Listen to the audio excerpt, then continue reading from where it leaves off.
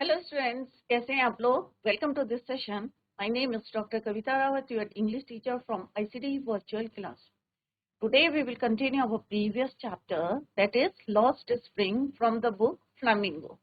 Stories of the किसकी है यहाँ पे, स्टोलन चाइल्डहुड। अब यहाँ पे जैसे हमने यस्टरडे भी डिस्कस कि यहाँ पे स्प्रिंग किसके लिए यूज हुआ है, चाइल्डहुड के लिए, बचपन के लिए। और कहाँ खो गया है, यही हम यहाँ पे जो ऑथर हैं Anees Jung describes the pitiable condition of the poor rag pickers. और उनको क्या है, who have to live in the slums and do the hard work in the dirty condition. और कैसे जो है, आप लोगों ने भी देखा होगा कि गार्बेज का हीप ऑफ गार्बेज होता है और किस तरह से वो वहाँ पे क्या फाउंड करते हैं, वैल्यूएबल थिंग्स। समटाइम जो है उनको कॉइन मिलता है, वही उनके लिए क्या है, गोल्ड है। इसी के जो है यहाँ पे, जैसे मैंने यस्टरडे आई टोल्ड यू कि लॉस्ट स्प्रिंग में 2 स्टोरीज हैं यहाँ पे अनीस जंग ने दी हैं। First one is your rag pickers of Seemapuri, right. और सेकंड क्या है, बैंगल मेकर्स, जो किस तरह से रह रहे हैं generation to generation in the town. First हम आज पढ़ेंगे जो हमने यस्टरडे करी थी, उसी को अभी हम कंटिन्यू करेंगे, रैग पिकर्स ऑफ सीमापुरी। तो यहाँ पे आप देख सकते हैं कि पहला चैप्टर जो है हमारा, जो है अभी आज सारे बच्चों को पता होगा साहिब के बारे में, साहिब आलम। और किस तरह से एवरी मॉर्निंग जो है किस तरह से गार्बेज, और गार्बेज का हीप कहाँ था, नेबरहुड ऑफ, किसके नेबरहुड में था, एनीस जंग के। और किस तरह से वहां पे वो क्या ढूंढते थे, कॉइन और some valuable things in the garbage.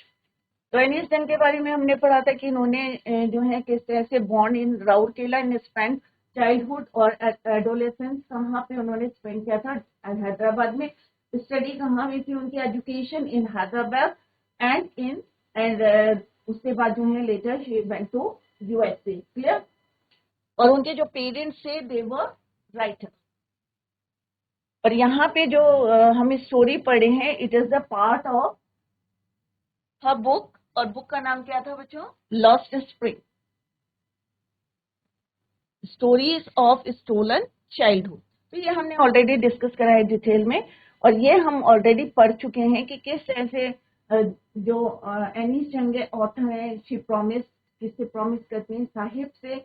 But later when he asks is your school ready, तो कैसी फील करती है वो, एम्बैरेस्ड फील करती है। क्यों कहती हैं, क्योंकि उन्होंने जो है एक जोकिंगली कह सकते हैं, हाफ जोकिंग करके जो है मजाक मजाक में उन्होंने कहा था, if I start a school will you come.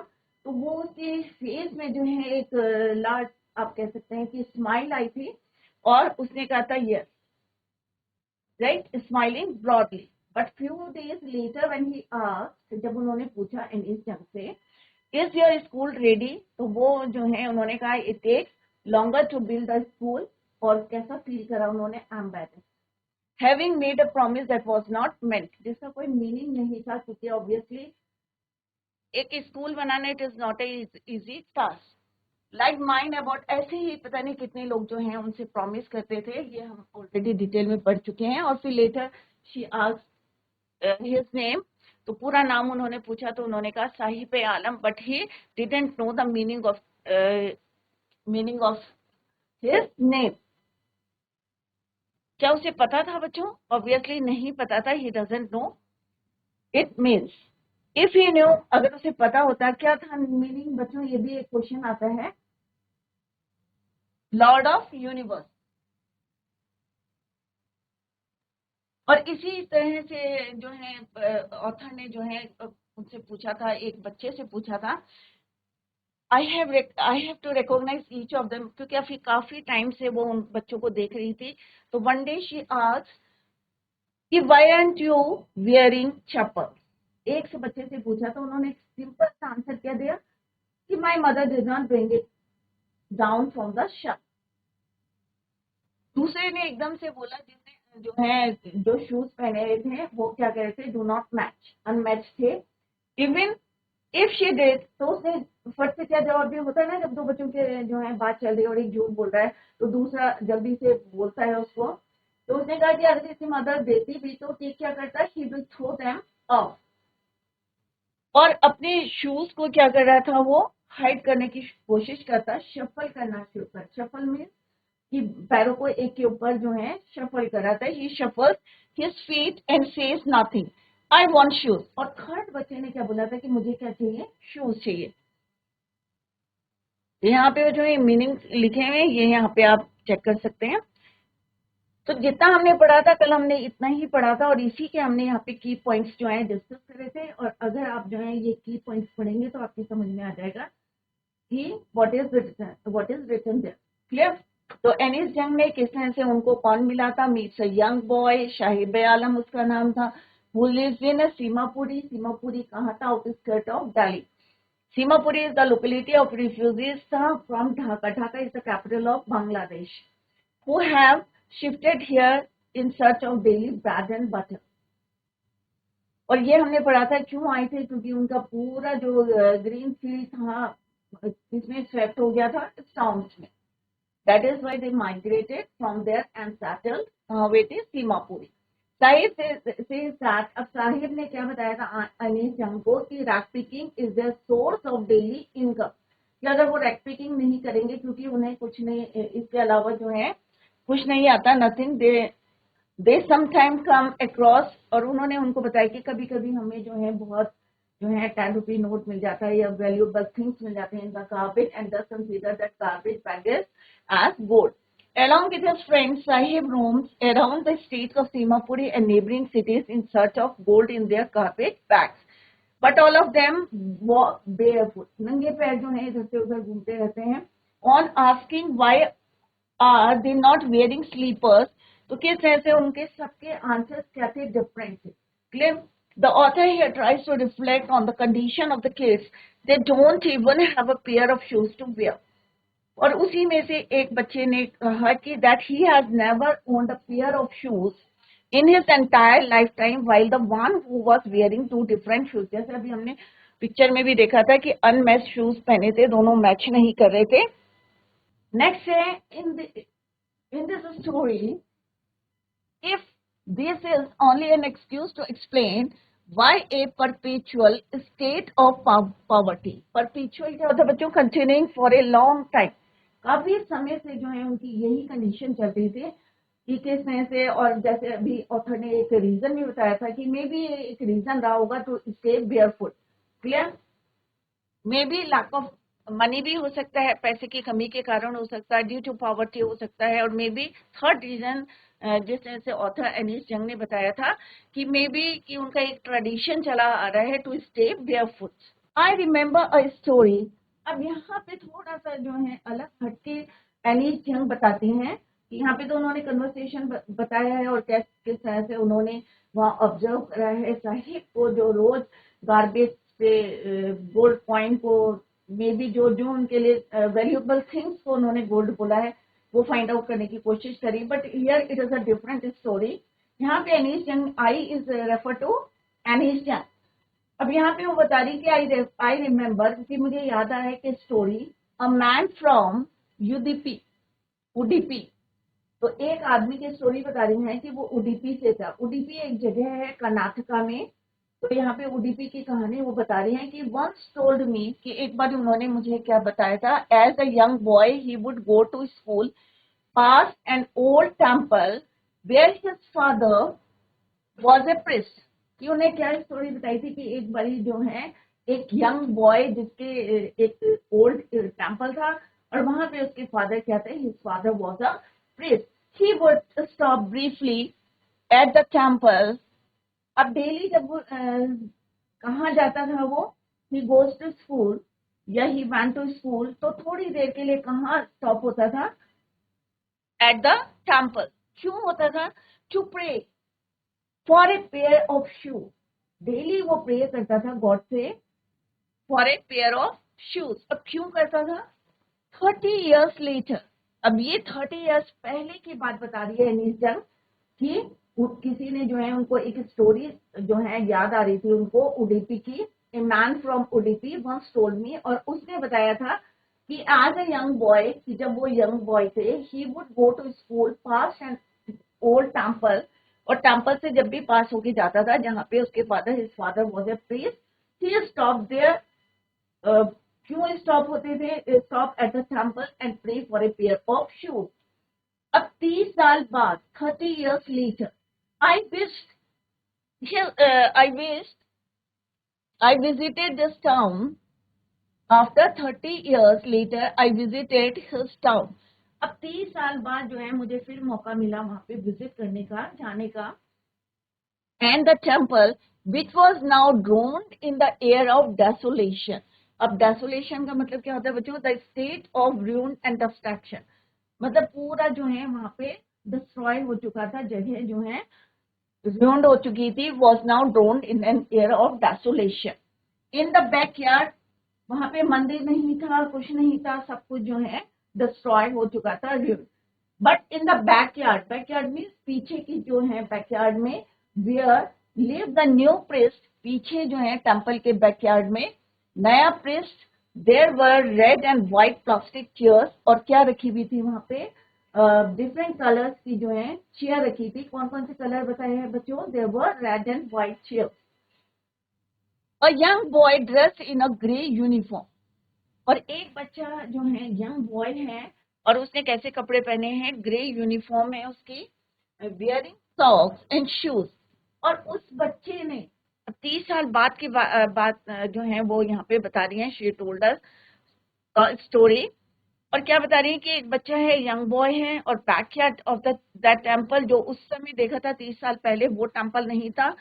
और बैकयार्ड में क्या है? एक जो है कैसी रेड और व्हाइट चेयर्स रखी है, और एक यंग बॉय है dressed in a grey uniform, और क्या पहना हुआ है? Wearing socks and shoes. तो उनके माइंड में क्या चल रहा था कि जब मैं 30 साल पहले आई थी तो एक यंग बॉय था, और वो क्या करता था? He would go to school past and old temple, और जब भी स्कूल जाता था तो एक पुराना जो है मंदिर उसको पढ़ता था. एंड और जहां पे उसके फादर कहते हैं, his father was a priest. But वो क्या करता था? He stopped at the temple, इसलिए and pray for a pair of shoes. But 30 साल बाद में भी तब बच्चे जो हैं चप्पल नहीं होती थी उनके पास, में भी नहीं पहनते थे. कई रीजंस हैं. Maybe lack of money था, मे बी जो है ट्रेडिशन चला आ रहा है टू स्टे बेयरफुट, कोई भी रीजन हो सकता है. बट 30 साल बाद उन्होंने देखा कि एक जो है वहां पे नए प्रिस्ट हैं, और वहां पे एक यंग बॉय है जिसने जो है ग्रे ड्रेस पहनी है, wearing socks and shoes, arrived panting. और कैसे आ रहा है वो? panting में halfway way, heavy breath से.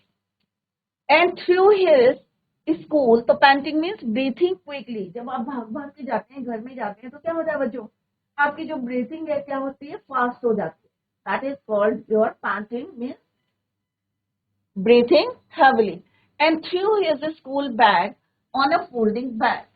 अब वो स्कूल से आया, उसने ग्रे कलर का यूनिफॉर्म पहना था, सॉक्स पहने थे, शूज पहने थे, और हाफते हुए जैसे आप लोग भी जाते हैं ना कि घर में बॉयज हैं तो बैग एक साइड फेंका, शूज सॉक्स, तो सेम उसने भी करा.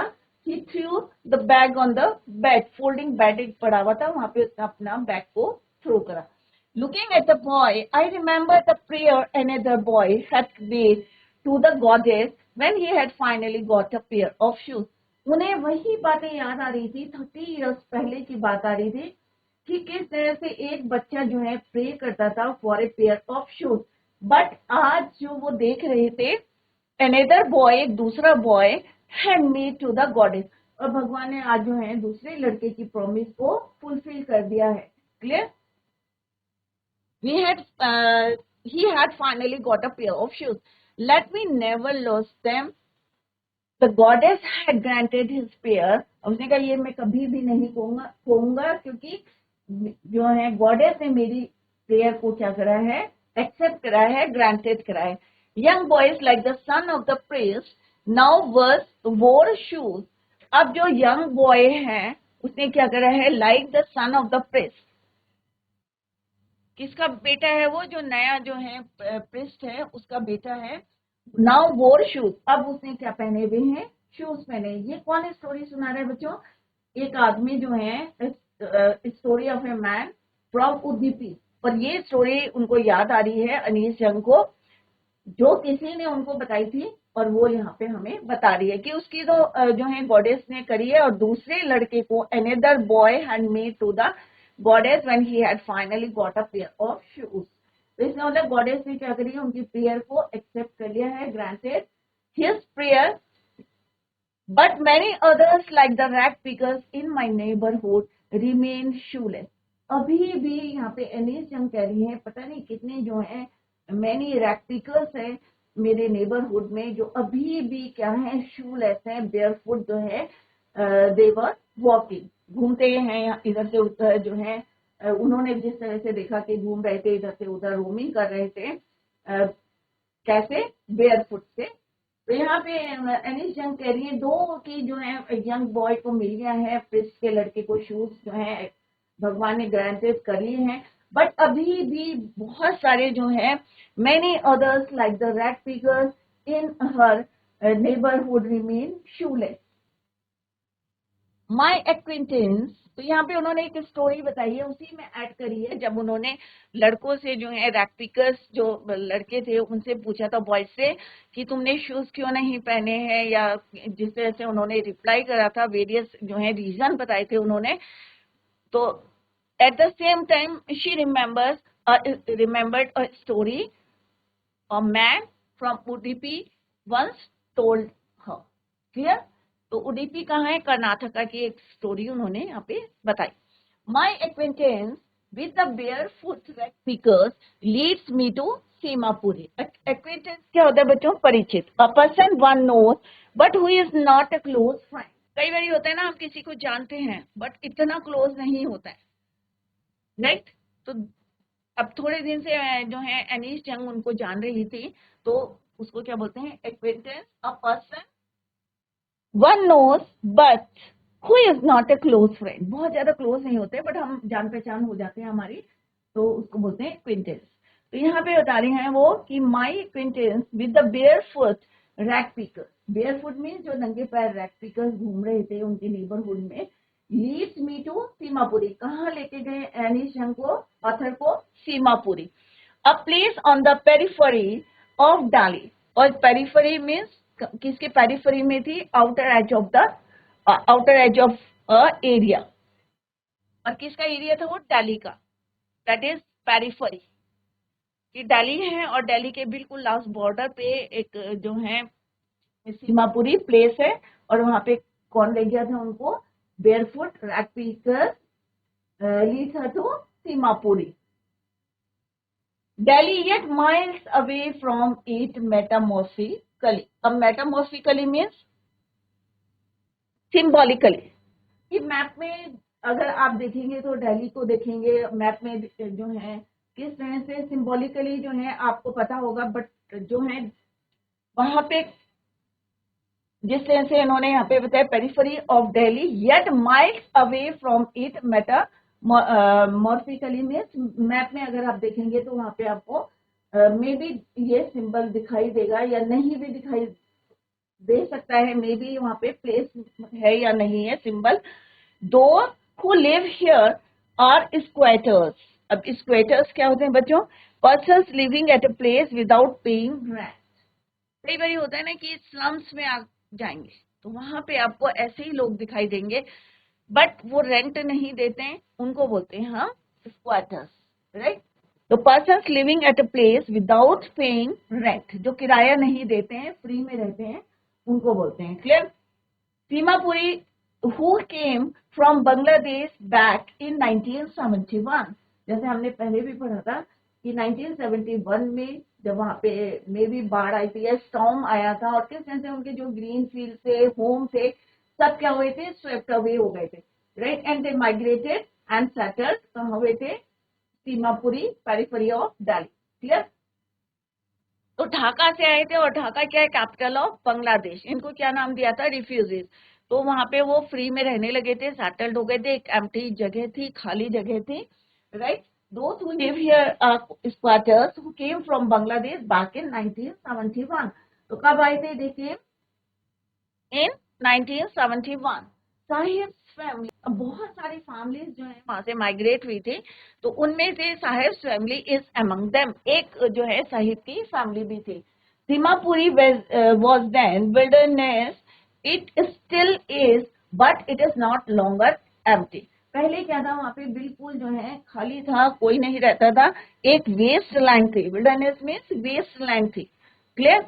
इट इज स्टिल इज, अभी भी है, but it is no longer empty. But अब वो जो है वेस्ट लैंड खाली नहीं है। कौन रहता है बच्चों वहां पे? Rag pickers.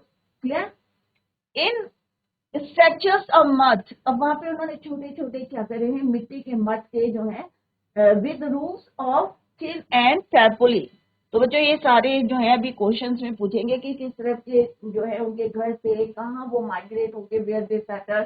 तो कहाँ सेटल हुए थे? सीमापुरी। और सीमापुरी का है पेरिफेरी, किसकी पेरिफेरी में है? Periphery of Delhi. क्लियर? और घर कैसे थे उनके और कब हुए थे, कब आए थे वो वहां से? 1971 में। साहिर्स फैमिली इज अमंग देम, एक उसकी भी फैमिली थी। और जहां पे वो रहते थे पहले क्या था, वो एक वेस्ट लैंड था, अभी भी है, but it is no longer empty. इन अब यहाँ पे स्ट्रक्चर्स कैसे हैं? मड के बनाए हुए हैं उन्होंने। और रूफ किसकी है? टिन और टैपोलिन की। टैपोलिन क्या होता है बच्चों? Heavy duty water proof floor, एक कपड़ा होता है, जैसे आपने देखा होगा, उसको छत के ऊपर डाल देते हैं, वाटर प्रूफ होता है, उसको बोलते हैं टर्पुलिन। डिवॉइड ऑफ सीवेज, और सीवेज की कोई जो है, डिवॉइड ऑफ सीवेज मीन्स कोई वहां पे अरेंजमेंट नहीं है सीवेज का। ड्रेनेज ऑन रनिंग वाटर, और पानी जो है ड्रेनेज नहीं है वहां पे, नालियां नहीं बनाई है, पानी ऐसे ही बह रहा है। एक यू कैन से कि बहुत ज्यादा कैसा है, डर्टी। लिव 10,000 रेड पीकर्स, और कितने लोग रहते हैं बच्चों वहां पे? 10,000 रेड पीकर्स। अब उन्हें क्या हुआ, वहां से वो माइग्रेट हुए, उन्हें खाली जगह मिली, वहां पे वो सेटल्ड हो गए। अपना जो है उन्होंने शेल्टर बना दिया, किसका बनाया? मड का बनाया, और उस पे टिन की या टारपुलिन की छत डाल दी। बट उन्होंने ये नहीं देखा कि वहां सीवेज की, डिवाइड ऑफ सीवेज, कोई सीवेज की व्यवस्था नहीं थी, या ड्रेनेज नहीं था वहां पे, और रनिंग वाटर। और कितने फैमिलीज माइग्रेट होके सेटल्ड हुई थी बच्चों वहां पे? 10,000 रैग पीकर्स रहते थे वहां पे। They live there, they have lived here for more than 30 years. अब कितने साल हो गए थे उनको बच्चों वहां रहते रहते? 30 साल, 30 ईयर, विदाउट एन आइडेंटिटी। अब ऑब्वियसली जब वहां रहते हैं, कोई किराए नहीं देते, रेंट नहीं देते वहां पे, तो उनकी कोई आइडेंटिटी नहीं थी। Without permit, but with ration cards they get their names on voters. अब यहाँ क्या बताया है कि आइडेंटिटी नहीं थी उनकी, कोई आइडेंटिटी, पहचान नहीं थी उनकी, बट उनका क्या था? राशन कार्ड्स था, जिससे क्या था उनका? They get their names on voter. जब इलेक्शन होते हैं तो वोटर्स लिस्ट में उनका नाम था। Without permit, but with ration cards that get their names on the voters list, कि मतलब इसके लिए वो एलिजिबल थे कि भाई वोट डाल सकते हैं। क्लियर? बट वैसे क्या थी, उनकी कोई आइडेंटिटी नहीं थी। और without permits but with ration cards that get their names on voter list and enable them to buy grain. Clear बच्चों? परंतु क्या था, राशन कार्ड जरूर बने थे, but they enable them to buy grain. Food is more important for survival than an identity. तो obviously अगर पहचान नहीं भी हो तो हमें जिंदा रहने के लिए क्या चाहिए बच्चों? फूड चाहिए, खाना चाहिए, राइट? तो फूड इज क्या है? More important rather than identity for survival. If at the end of the day we can feed our families and go to bed without an aching stomach, तो यहाँ पे क्या कह रहे? If at the end, कि पूरे दिन जो है वो किस तरह से रैपिंग करते हैं, राइट? तो वो कह रहे कि if the end of the day we can feed, अगर हम दे सकते हैं our families, कुछ खाने को फीड कर सकते हैं, राइट? तो अगर हम काम नहीं करेंगे, रैपिंग नहीं करेंगे, तो एंड में क्या होगा? क्या they are able to feed their children? तो यहाँ पे कह रहे हैं कि if at the end of the day we can feed our families and go to bed, और हम सोने जाते हैं, अगर आप खाना खाएंगे नहीं और आप सोने चले जाएंगे तो ऑब्वियसली आप तो जो है प्रॉब्लम फील करेंगे। एंड गो टू बेड, तो यहाँ पे यही कह रहे हैं कि अगर हम अपना eight the end of the they, अगर हम अपने बच्चों को फीड करते हैं और बिना किसी परेशानी से हम सोने चले जाते हैं, we would rather live here than in the field that give us no grade. तो ये अच्छा है हमारे लिए कि हम जो है फील्ड में जहाँ पे हमें कुछ अनाज नहीं मिल रहा है, उसके बजाय अगर हम यहाँ रह रहे हैं तो it's too better for us. Clear? You would rather live here than in the fields that give us no grain। कि फील्ड में अगर हमें कोई ग्रेन नहीं मिल रहा, हमारी जमीन जो है बंजर पड़ी हुई, तो वहां रहने से बेटर है कि हम यहाँ पे रहें। See a group of women in tattered sarees। तो ये किसने बोला बच्चों? उसी ग्रुप में वहां पे एक लेडी जो वुमेन थी उसने ये बातें बोली, राइट। और कैसे कपड़े पहने थे उसने? टैटर्ड साड़ी। टैटर्ड साड़ी का मतलब क्या होता है बच्चों? टैटर्ड मीन्स फटी हुई थी। क्लियर? तो टैटर्ड मीन्स फटी हुई थी saris. When I asked them why they left their beautiful land of green fields and rivers. और ये कब बोला उन्होंने? कि जब एनीस जंग जो है ऑथर है, व्हेन शी आस्क्ड, क्या पूछा था उन्होंने? Asked them why they left their beautiful field. Clear? Beautiful land of green field and rivers. तो जब उन्होंने ये पूछा तो एक जो है वुमेन, वन ऑफ देम जो ग्रुप में थी, उन्होंने क्या बताया कि अगर हम जो है we would rather live here than in the fields that give us no grain. और ये किसके जवाब में दिया? When Anees Jung asked them why they left their beautiful green land of green fields and rivers wherever they find food। जहां भी जो है, क्योंकि जैसे अभी हमने सबसे पहले क्या बताया था, food is more important for survival than identity. Identity means पहचान से ज्यादा बेटर है। अगर आपकी पहचान है और आपको खाने को नहीं मिल रहा है तो क्या आप सर्वाइव करेंगे बच्चों? Obviously no. तो food is more important for survival than identity. Clear? So wherever they find food, they pitch their tents they become transit rooms। जहाँ पे उनको जो है खाने को मिलता है, राइट, तो वहीं पे क्या होते हैं? वो सेटल्ड हो जाते हैं। और इनको क्या बोलते हैं? Transit camp. क्योंकि एक जगह नहीं रहते हैं और अपने जो है सर्वाइवल जो सर्वाइव करने के लिए, जिंदा रहने के लिए, खाने के लिए, फूड के लिए अपने बच्चों को जो है किस तरह से वो फीड कराएंगे, तो क्या करते हैं वो? wherever they find food they pitch their tents that become transit homes। children grow up in them। और वहीं पे जो है उनके बच्चे क्या होते हैं? they grow becoming partners in survival। और धीरे धीरे वो क्या बन जाते हैं? सर्वाइवल और जो है एक उनका जरिया बन जाते हैं to earn some money for the family और फॉर सर्वाइवल। क्लियर? तो बिकमिंग पार्टनर्स इन सर्वाइवल कि पहले क्या थे? फादर जो है कमाते थे, फिर क्या हुए? बच्चे हुए, बच्चे बड़े हो गए उन्हीं टाइम्स में, राइट, और फिर वो क्या बन गए? They become the partners in survival. And survival in Seemapuri means rag picking. अगर कोई बोलता है कि भाई सीमापुरी में रहते हैं तो ऑब्वियसली माइंड में स्ट्राइक क्या करेगा बच्चों? कि रैग पिकिंग का काम करते हैं। तो and survival in Seemapuri means rag picking, की कूड़ा बीनने का काम करते हैं। अगर वहां पे सर्वाइव जो है वहां रह रहे हैं, इट मीन्स क्या है? रैग पिकिंग है। Children grow through the years it was acquired the proportion of a fine art। Garbage to them is gold। It is their daily bread, a roof। और क्या है वहां पे? गार्बेज क्या है उनके लिए? गोल्ड है। जैसे हमने पहले भी डिस्कस करा था, यहाँ पे एनीस जंग ने बताया था कि गार्बेज क्यों है उनके लिए गोल्ड? क्योंकि वही चीजें क्या है उनके लिए इतनी वैल्यूएबल थिंग्स है। जैसे हमारे लिए जो है गोल्ड एक मेटल है, प्रेशियस है, सिमिलरली उनके लिए जो वहां से जो खाना मिलता है या कोई वैल्यूएबल थिंग मिलती है, टूटी फूटी जो मिलती है, वो उनके लिए क्या है? गोल्ड है। क्योंकि at the end of the day उसी से वो अपने फैमिली को फीड कराते हैं, feed their family, feed their children. Clear? तो garbage to them is gold, it is their daily bread. और यही गोल्ड क्या है उनके लिए? क्योंकि अगर वो गार्बेज से स्क्रॉन्च नहीं करेंगे, कोई चीज जो है वहां पे ढूंढेंगे नहीं और कलेक्ट नहीं करेंगे, स्क्रॉन्च मीन्स कलेक्ट, अगर कलेक्ट नहीं करेंगे वैल्यूएबल थिंग्स तो किस तरह से वो फिर सर्वाइव नहीं करेगा। It means garbage to them is gold and it is their daily bread. A roof over their head, और सिर पे जो है शेल्टर है, क्योंकि वहां पे उन्होंने अपने टेंट डाले हैं, right. Even if it is a leaking roof, but for a child it is even more. चाहे वो लीक कर रही है छत उनके जो है, शेल्टर उनका या टेंट जो है लीक कर रहा है, but for a child, but एक बच्चे के लिए it is even more, right. तो बच्चों जितना आज पढ़ा है इसको जो है घर में आप रिवाइज करेंगे।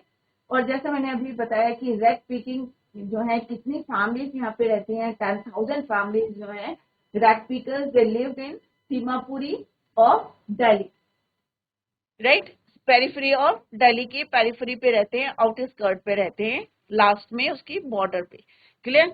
और कब आए थे? When they came in 1971 they migrated and settled there. तो टोटल फैमिली कितनी थी? 10,000 थी, और साहिब आलम की family one of among them, clear, एक उनकी भी फैमिली थी। तो किस तरह से वहां पे जो वुमेन थी, ग्रुप ऑफ वुमेन थी, उसमें से एक ने बताया था कि किस तरह से अगर वो यहाँ रहते हैं, we would rather live here than in the field that gave us no grain। और क्यों बताया था? क्योंकि एनीस जंग जो ऑथर हैं उन्होंने उनसे पूछा था why they left their beautiful land of green, और उसका उन्होंने रिप्लाई किया था। तो इसको जो है आप घर में जाके रिवाइज करेंगे, और कहीं पे समझ में नहीं आया है तो कल जो है टुमारो यू कैन आस्क, और अपने डाउट्स को क्लियर कर सकते हैं। तो बच्चों that's all for today. Thank you so much, bye, take care.